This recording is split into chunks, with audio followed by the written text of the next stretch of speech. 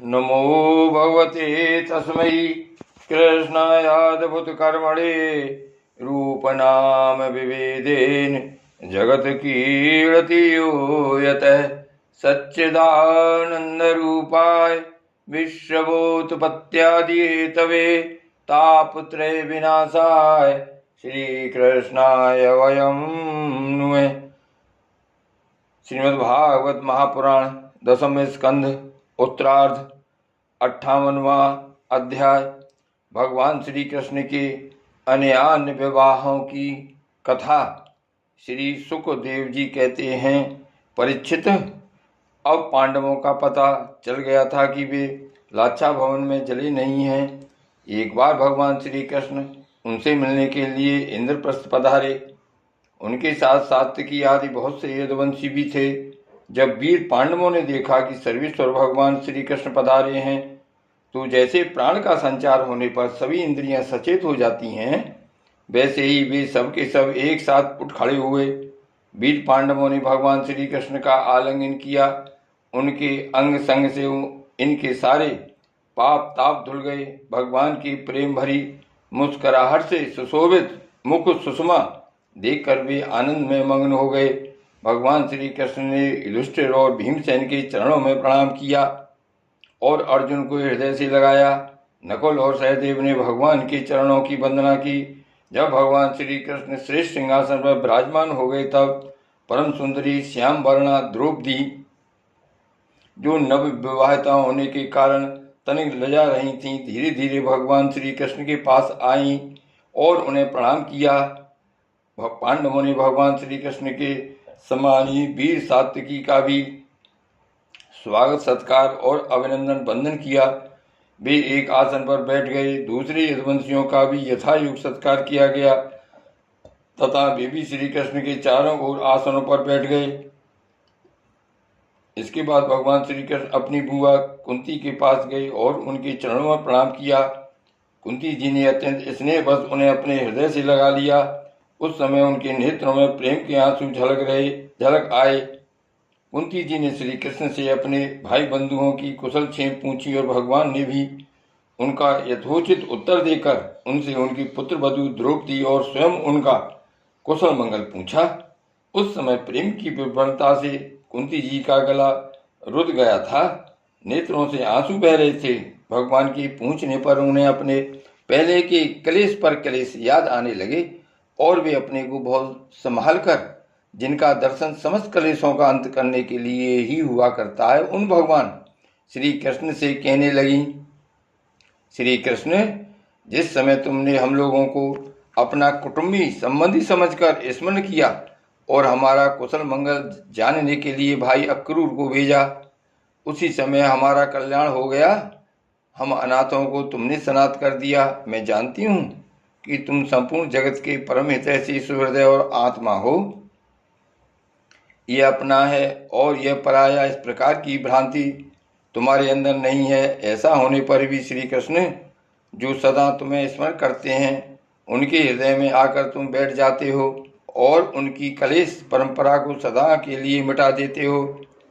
युधिष्ठिर जी ने कहा, सर्वेश्वर श्री कृष्ण, हमें इस बात का पता नहीं है कि हमने अपने पूर्व जन्मों में या इस जन्म में कौन सा कल्याण साधन किया है। आपका दर्शन बड़े बड़े योगेश्वर भी बड़ी कठिनता से प्राप्त कर पाते हैं और हम कुटुंबियों को और हम कुबुद्धियों को घर बैठे ही आपके दर्शन हो रहे हैं। आज राजा युधिष्ठिर ने इस प्रकार भगवान का खूब सम्मान किया और कुछ दिन वहीं रहने की प्रार्थना की। इस पर भगवान श्री कृष्ण इंद्रप्रस्थ के नर नारियों को अपनी रूप माधुरी से नयनानंद का दान करते हुए बरसात के 4 महीनों तक सुख पूर्वक वहीं रहे। परीक्षित, एक बार वीर शिरोमणि अर्जुन ने गांडीव धनुष और अक्षय बाण वाले 2 तरकन लिए तथा भगवान श्री कृष्ण के साथ कवच पहनकर अपने उस रथ पर सवार हुए, जिस पर बानर चिन्ह से चिन्हित ध्वजा लगी हुई थी। इसके बाद विपक्षी वीरों का नाश करने वाले अर्जुन उस गहन वन में शिकार खेलने गए, जो बहुत से सिंह, बाघ आदि भयंकर जानवरों से भरा हुआ था। वहां उन्होंने बहुत से बाघ, सुअर, भैंसे, काले हरण, सरभ, गवय, नीलापन लिए हुए भूरे रंग का एक बड़ा हिरण, गेंडे, हरिण, खरगोश और सलख, शाही आदि पशुओं पर अपने बाणों का निशाना लगाया। उनमें से जो यज्ञ के योग थे उन्हें सेवकगण पर्व का समय जानकर राजा युधिष्ठिर के पास ले गए। अर्जुन शिकार खेलते खेलते थक गए थे। अब वे प्यास लगने पर यमुना जी के किनारे गए।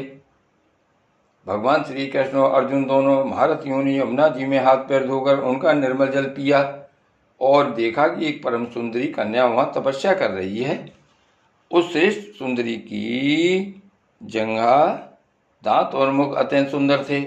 अपने प्रिय मित्र श्री कृष्ण के भेजने पर अर्जुन ने उसके पास जाकर पूछा, सुंदरी, तुम कौन हो?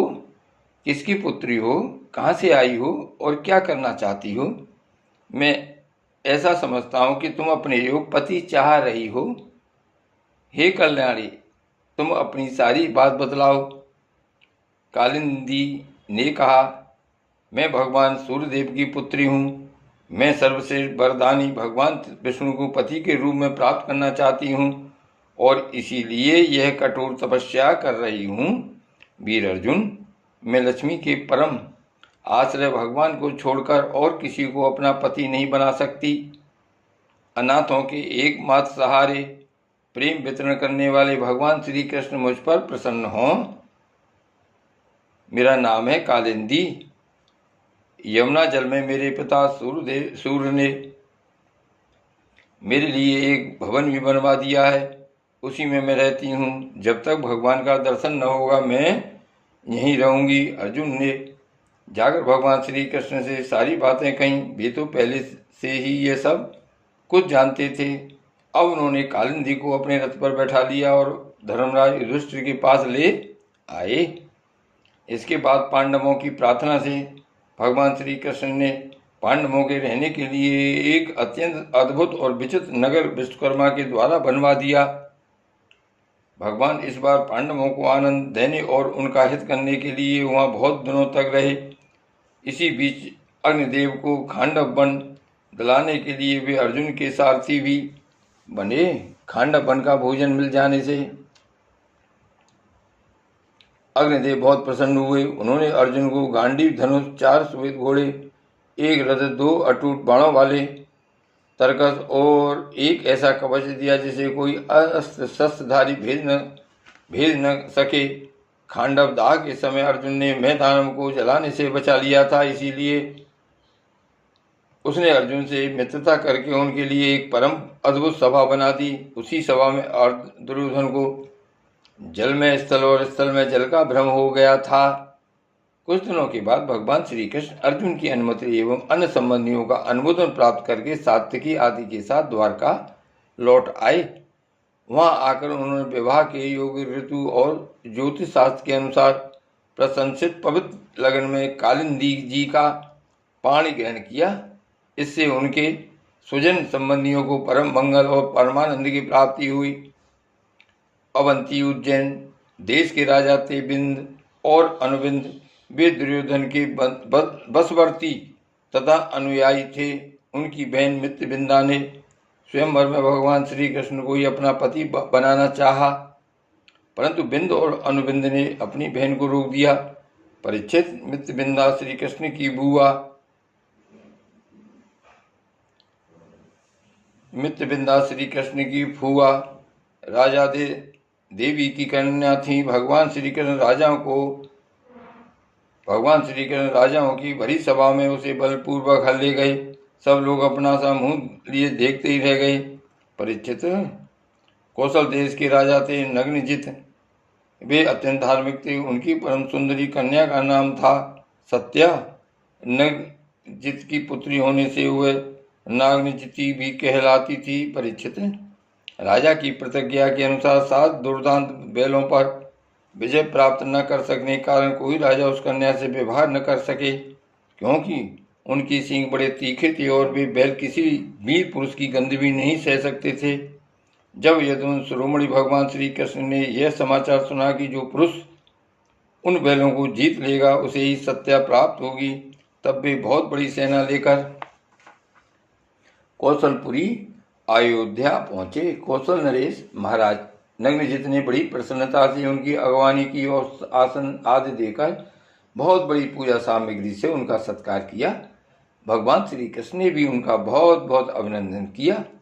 राजा नग्नजित की कन्या सत्या ने देखा कि मेरे चिर अभिलषित रमारमण भगवान श्री कृष्ण यहाँ पधारे हैं, तब उसने मन ही मन ये अभिलाषा की कि यदि मैंने व्रत नियम आदि का पालन करके इन्हीं का चिंतन किया है तो ये ही मेरे पति हों और मेरी विशुद्ध लालसा को पूर्ण करें। नागनिजिति सत्या मन ही मन सोचने लगी।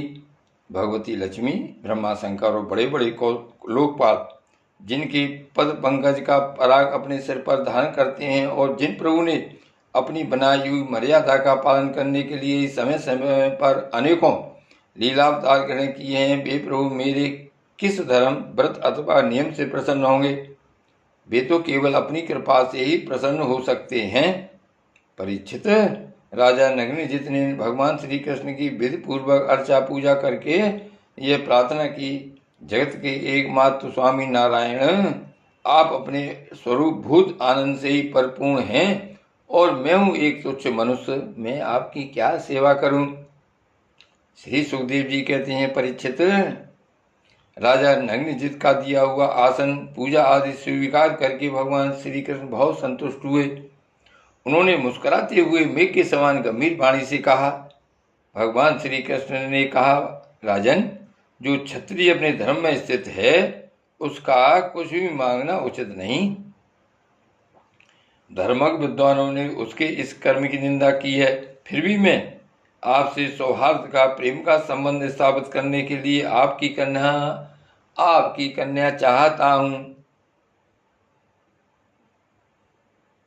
हमारे यहाँ इसके बदले में कुछ शुल्क देने की प्रथा नहीं है। राजा नग्नजित ने कहा, प्रभु, आप समस्त गुणों के धाम हैं, एकमात्र आश्रय हैं। आपके बच्चे स्तर पर भगवती लक्ष्मी नित्य निरंतर निवास करती हैं। आपसे बढ़कर कन्या के लिए अभीष्ट वर भला और कौन हो सकता है? परंतु यदुवंश शिरोमणे, हमने पहले ही इस विषय में एक प्रण कर लिया है। कन्या के लिए कौन सा वर उपयुक्त है, उसका बल पौरुष कैसा है, इत्यादि बातें जानने के लिए ही ऐसा किया गया है।